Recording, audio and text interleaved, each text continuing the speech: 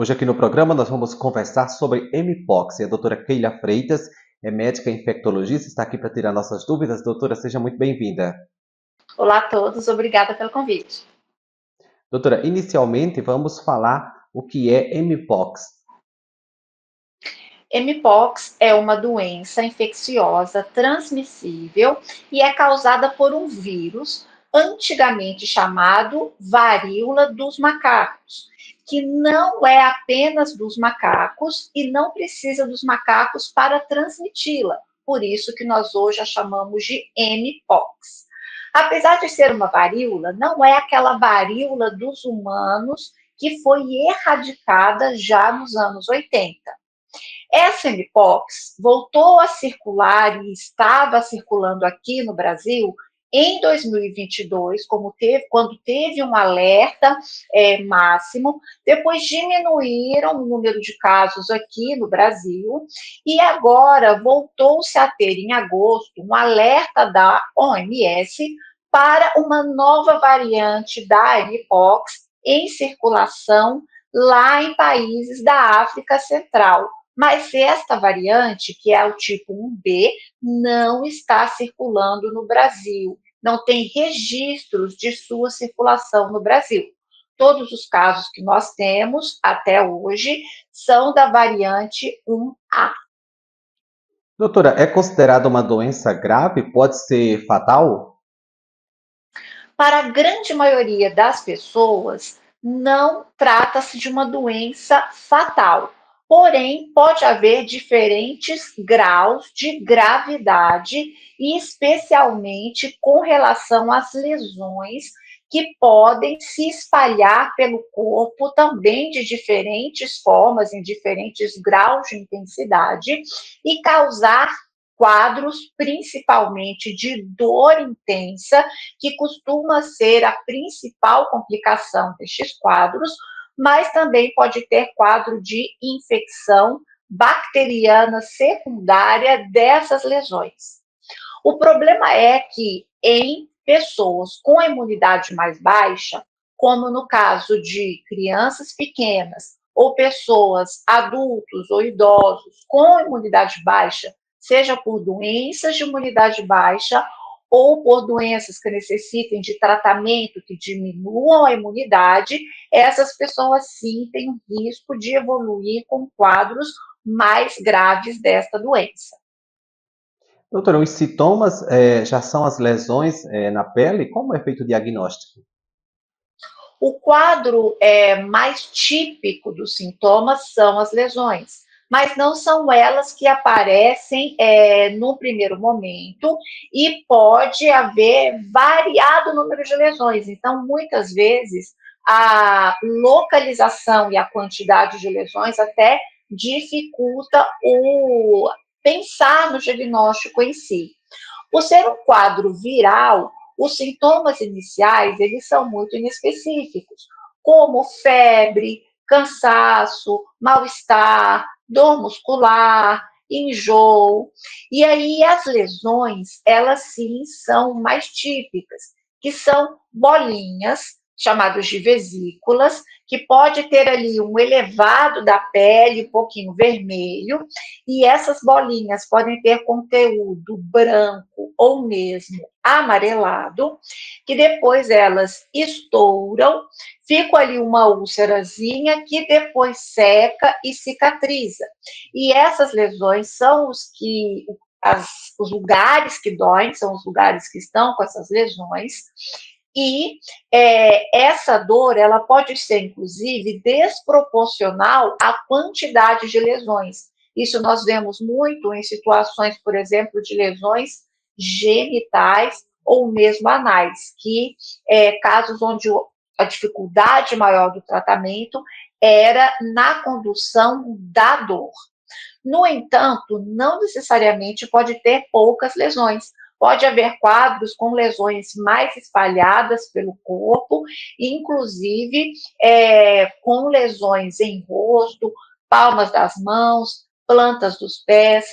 Mas um dado importante é que estes sintomas, eles podem se iniciar a partir do primeiro contato com o vírus em momentos variados, que variam ali de 7 dias até 21 dias, que a gente chama de período ali de entre o contato, a infecção em si e o início dos sintomas. Então, o período de incubação pode ser mais longo. Como funciona o tratamento? Não temos aqui no Brasil um tratamento específico. Então, o tratamento é com suporte clínico, com controle de sintomas e tratamento das complicações que ocorrem. Existem antivirais em uso em outros países, especialmente para esta variante que não está circulando aqui no Brasil, porque é uma variante que tem um grau maior de risco de evolução para quadros graves, com inclusive maior taxa de óbito. Enquanto a letalidade desta variante circulando aqui é cerca de 1%, tendo essa população que eu expliquei com imunidade mais baixa, com maior risco de complicações, esta nova variante, que é o que está circulando na África, chega a uma letalidade de 10% e com um poder de transmissibilidade também maior que a que nós temos visto circulando hoje aqui no Brasil.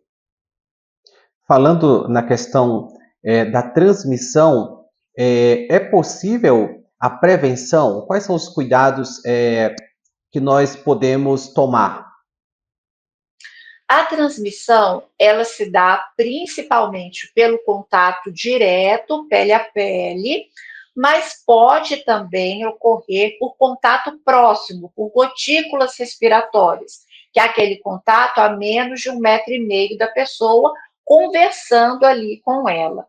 Então, essa do Brasil, nós até vimos em 2022 que a maior parte dos casos era de transmissão sexual.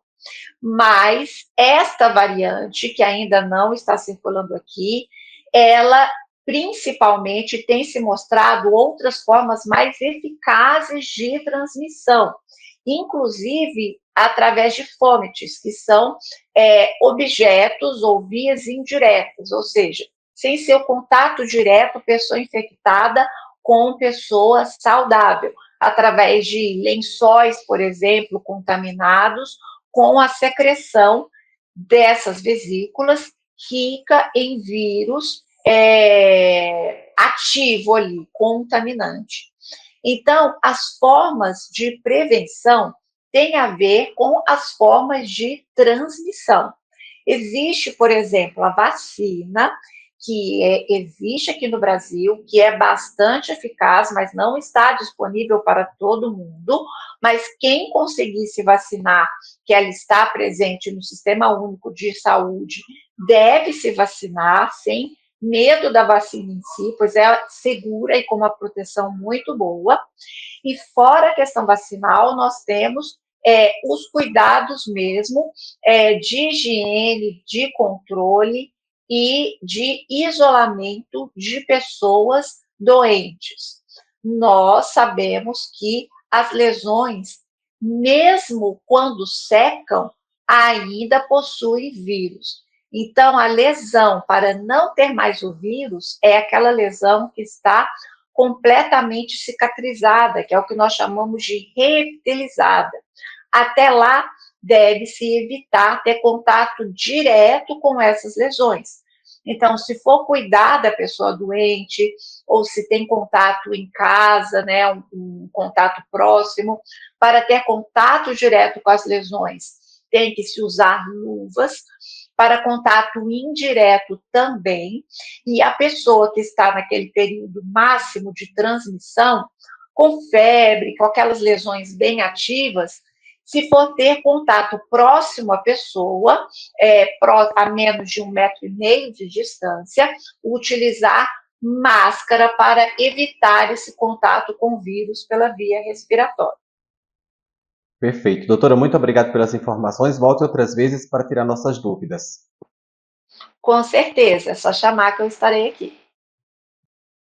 Muito obrigado você também pela companhia. Eu te espero para o nosso próximo bate-papo aqui no Doutor TV. Mas até lá você pode falar conosco através das redes sociais, especialmente o nosso perfil lá no Instagram, @canal Doutor TV. Te vejo lá.